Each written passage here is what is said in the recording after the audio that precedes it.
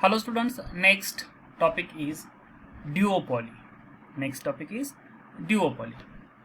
So duopoly is a form of oligopoly in its purest form of two firms control all of the market, but in reality the term duopoly is used to describe any market where two firms dominate.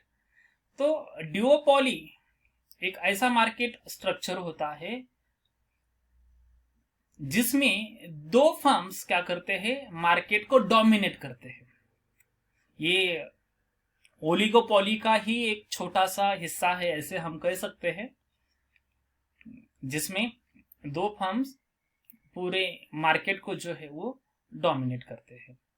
So duopoly is simply a special kind of oligopoly. In duopoly, the seller or producer either takes into consideration the price and output policy of the competitor or they simply ignore it. So the duopolist is both, we can say both, the dependent or may they independent. That means duopoly is a market situation in which there are only two producers or sellers who face close competition from each other, but everyone is able, everyone means there is only two companies, is able to retain their own independent price and output policy. For example अगर हमें देना है तो फिर यहाँ पे हम ये Coca Cola company and Pepsi company जो है, सॉफ्ट ड्रिंक अगर हम देखेंगे तो इसमें ये कोको कोला और पेप्सी कंपनी बहुत ज्यादा डोमिनेंट है. अगर हम लोग जो क्रेडिट कार्ड डेबिट कार्ड की बात करेंगे तो वीजा एंड मास्टर कार्ड जो ये कंपनी है जो पेमेंट का करते हैं, तो ये 80-90% जो है होल्ड करते हैं टोटल मार्केट का. तो ये दो, यहाँ पे भी जो है सॉफ्ट ड्रिंक पे ये दो कंपनीज देखने को मिलती है. यहाँ पे भी जो है पेमेंट से प्रोसेस क्रेडिट कार्ड का पेमेंट जो है करने वाले वीजा एंड मास्टर कार्ड जो है वो बड़ा जो है हिस्सा डोमिनेट करते हैं.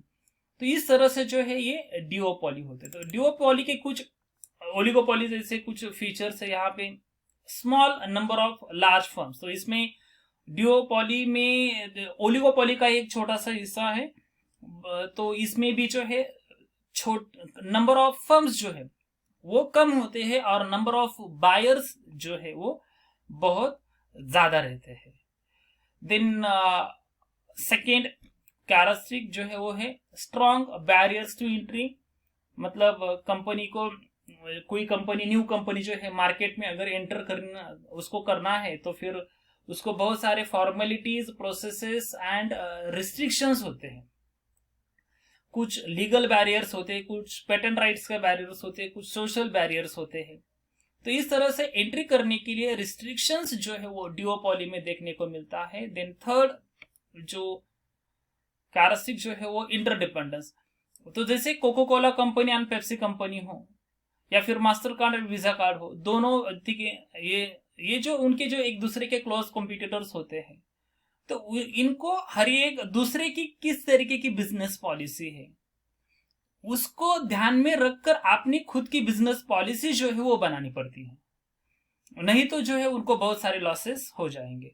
तो मास्टर कार्ड कंपनी जो है अपनी पॉलिसी बनाते समय वीजा कंपनी किस तरीके की पॉलिसीज एंड सर्विसेज जो है कस्टमर्स को दे रहा है, कितने चार्जेस ले रहा है, कितना टाइम ले रहा है सर्विसेज देने के लिए, तो ये देखकर आप फिर उसके हिसाब से वो अपनी भी पॉलिसी सेट करते हैं ताकि वो उनसे बेहतर रहे. बट उनको जो उनके कॉम्पिटिटर है उनकी पॉलिसी को ओवरलुक करना या इग्नोर करना अफोर्डेबल नहीं हो सकता. ये जो है कंपनी को नुकसान दे सकता है. इसी तरह से जो पेप्सी एंड जो कोको कोला कंपनी है वो भी एक दूसरे के पॉलिसीज के ऊपर वॉच रखते हैं कि क्या पॉलिसी अपनाते हैं, किस तरीके का मार्केटिंग स्ट्रैटेजी है, किस तरीके का प्राइसिंग स्ट्रैटेजी है, किस तरीके का प्रोडक्शन स्ट्रैटेजी है, किस तरीके का सप्लाई चेन मैनेजमेंट है, और फिर उसके बेसिस वो आपने जो है वो डिसीजंस लेते हैं। तो इस तरीके के कैरेक्टरिस्टिक्स जो है हमें ड्यूओपॉली में देखने को मिलते हैं।